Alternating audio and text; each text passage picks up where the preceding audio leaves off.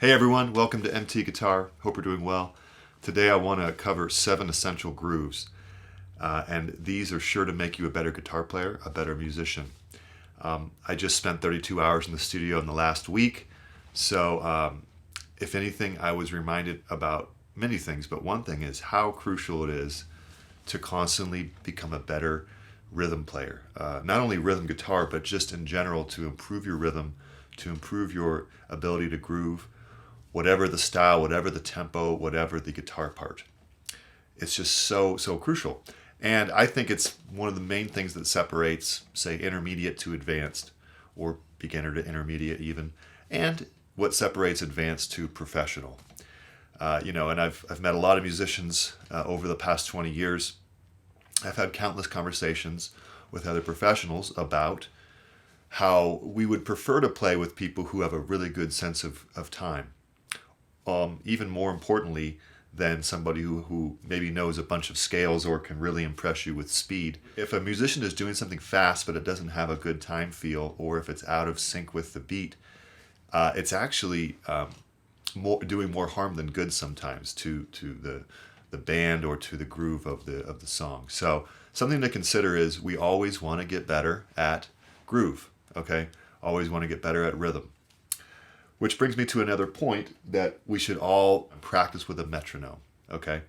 And we were not even talking yet about backing tracks or drum tracks, drum loops, which are amazing to work with and very important for groove as well. But we're just talking about a bare bones metronome. So I own two. I have this sort of old-fashioned one here that works great. You set the weight here and it goes at whatever click you have it at. Here's one that's you turn the dial here and it's quite loud, so you'll be sure to hear it. And there's all these fancy ones now where a watch will vibrate. I haven't tried those out. I a lot of times just use a metronome on my phone as an app, Pro Metronome for instance, and then there's just free metronomes online, right? So Google has metronomes if you just type it in, or it will show you metronomes. So Let's start with 7 essential grooves. I think you're going to like this because I'm going to go through songs that you'll recognize. I'm also going to teach you some guitar parts from my upcoming album, which probably will release in the next 4 months or so. It takes a while, right, to get all that going and released. But I have some guitar parts that came to mind, and I thought it would be fun to tease them out. So you can get a sneak peek of some of the guitar parts that I'm going to be releasing. There'll be a tab for this on the Patreon with all the grooves written out note for note in tablature. So you're welcome to check that out. And thanks for your support as always. So we're going to work these 7 grooves, you and me right here, slowly first. And I would recommend it as a way to build up the muscle memory correctly by doing things slowly. We'll do it at like 60 or 70% of the speed that it is intended to be at, and then we'll bump it up to at speed. All right, so the first one I'd like to cover is a song we'll all recognize by the Eagles called Take It Easy, although Jackson Browne wrote it with the help of Glenn Frey. And this is one of the most classic strumming patterns, right? We can't cover groove without covering strumming patterns. This isn't a comprehensive strumming pattern lesson. We're going to do riffs and melodies and finger-picking stuff, but you have to start with chord progressions and strumming, I believe, in order to get the foundation going. Now, on Take It Easy, we have a G chord here. We have a very classic strumming pattern. Down, down, up, down, up. Okay? One of the most classic strumming patterns. You find it in hundreds of songs. This next chord, C. The kind of C with your pinky here, and then D sus4. So just leave your pinky there the whole time. That's the strumming pattern for the intro, all right? So why don't we go ahead and start? Let's practice this along to a metronome here, 90 BPM, okay? Here we go. 1, 2, 3, 4, down. C. Let's do it again. Let's really lock in.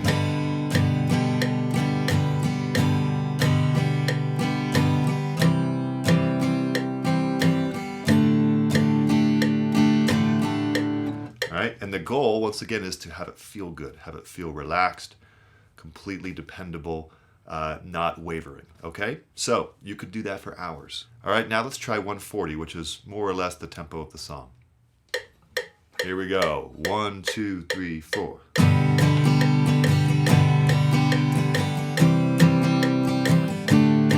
Again.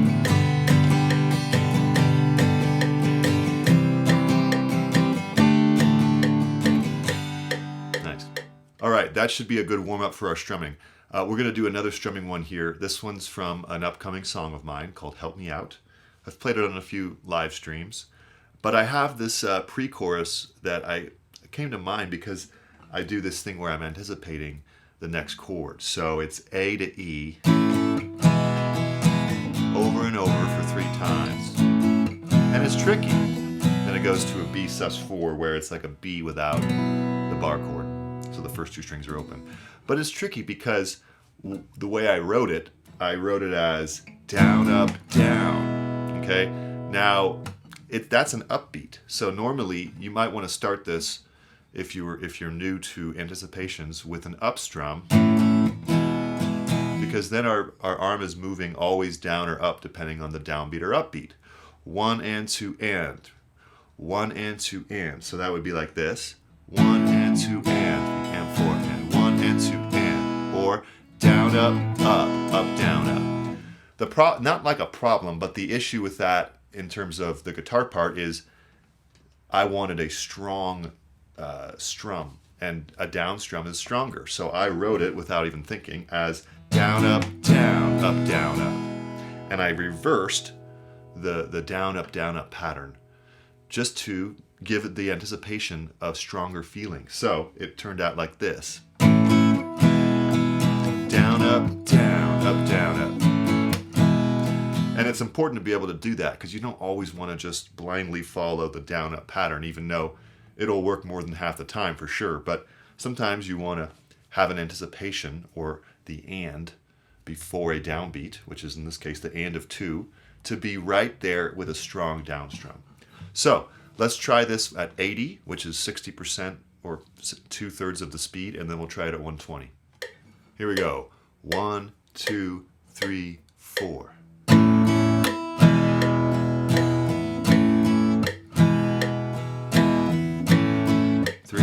Now the B sus4. Again. Try to lock in.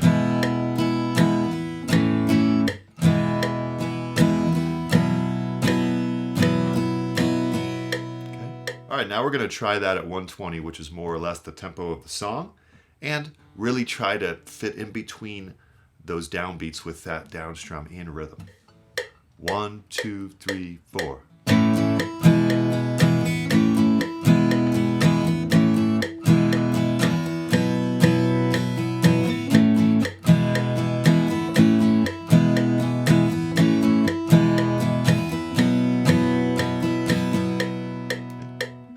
All right, number 3 is going to be Long Train Runnin' by Dewey Brothers.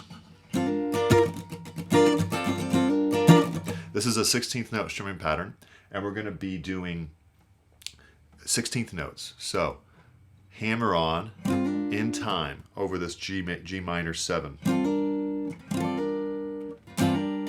And you're going to be moving down, up, down, up, down, up, down, up the whole time. So slow would be.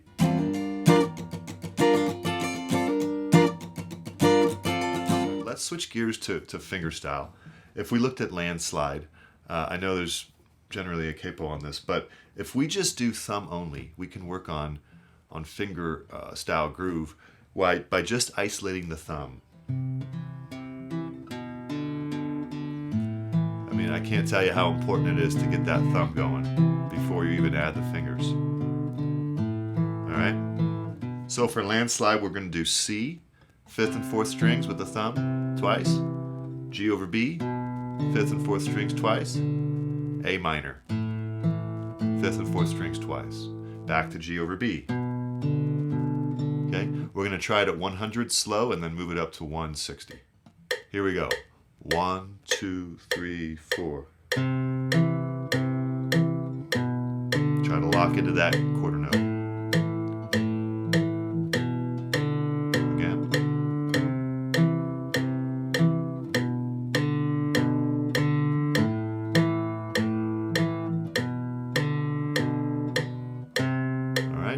try 160. 1, 2, 3, 4.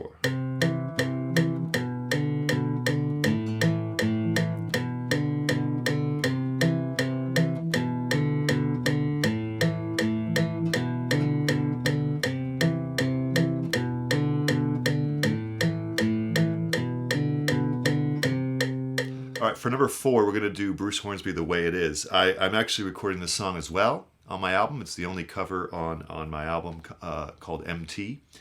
And I did this thing with the band, with my trio, where we did a quarter note groove over the chord progression.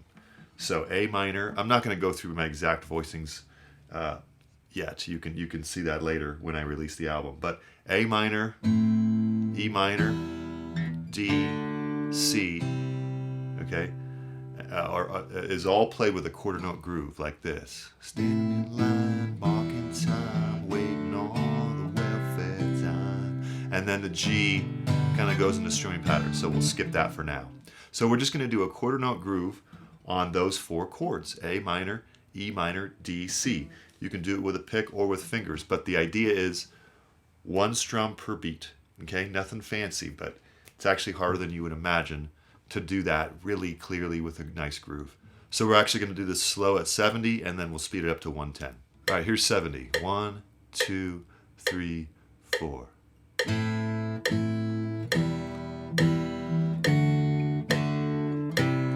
Let's do it again.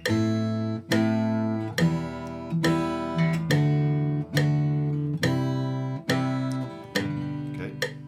All right, let's try it at 110, which is more or less the tempo of the song. Ready? 1, 2, 3, 4. Let's loop that. Such a good exercise.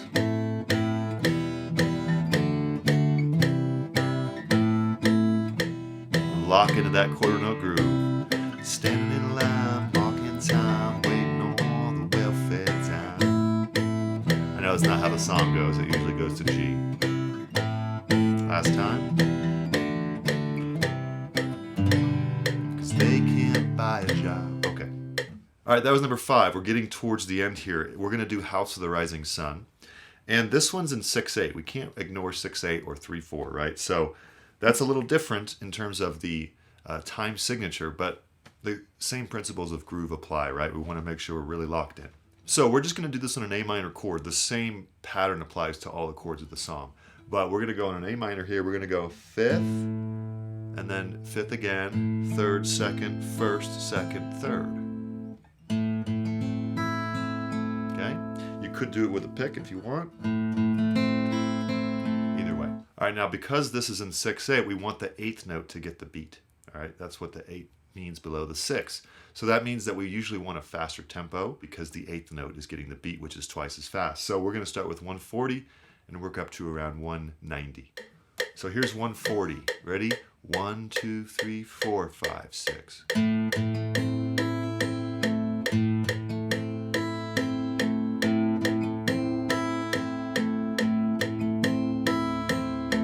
Good. Last time. All right, so now we're going to do this at 190, which is around the tempo of the song. Ready? 1, 2, 3, 4, 5, 6.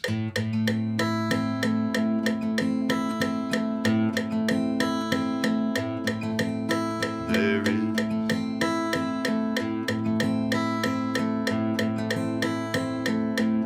harder than you think. Really lock in. Last time. All right, last but not least, I have a melodic groove I think you'll like. It's a fill I'm using on the song I referenced earlier, Help Me Out. Okay, it's quite fast at tempo, so we'll go quite slow at first, but I had this break in the song where it needed some fills, and me and the organ player kind of switched off and had a lot of fun. And I wrote this little fill that I liked. It's all straight E major pentatonic, okay? And it was quite difficult to do in tempo. So it's something that, you know, I had to be really focused on as I played it. So we're going to start it at 80 and move up to 120. All right, so this riff here is 4, 7, hammer on the first string, pull off to 4, pull off to open. 5th fret, 2nd string, 4th fret, 3rd string, 6th fret to 4th fret slide, pull off to 2nd fret, and then 4th fret, 5th string, 4th fret, 4th string, back to 5th string, 4th fret, 2nd fret, 4th string. So the whole thing would be all 16th notes. So this is the more advanced groove here. Slow would be. Okay, I played this song with my fingers, so you could use a pick if you want. Now this starts on the and of 1. So after I count to 4, we'll wait for the and of 1. All right, I think you'll see what I mean here. 1, 2, 3, 4, 1. 2, 3, 4, 1, and. Last time, 2, 3, 4, 1. Obviously tricky to get in rhythm. All right, we're going to try this at 120. Might be a little tricky, so build up at 80 if you need to. Here we go. 1, 2, 3, 4, 1. 2, 3, 4, 1. 2, 3, 4, 1. Try to go for cleanliness. 2, 3, 4, Crap. 2, 3, 4,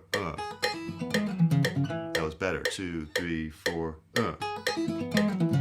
Last time. 2, 3, 4, Okay. So these are the kind of things that are going to make you a better guitar player and musician. Hopefully this helps. There'll be a tab for this on the Patreon. Check that out. And I hope you have a wonderful day. We'll see you next lesson.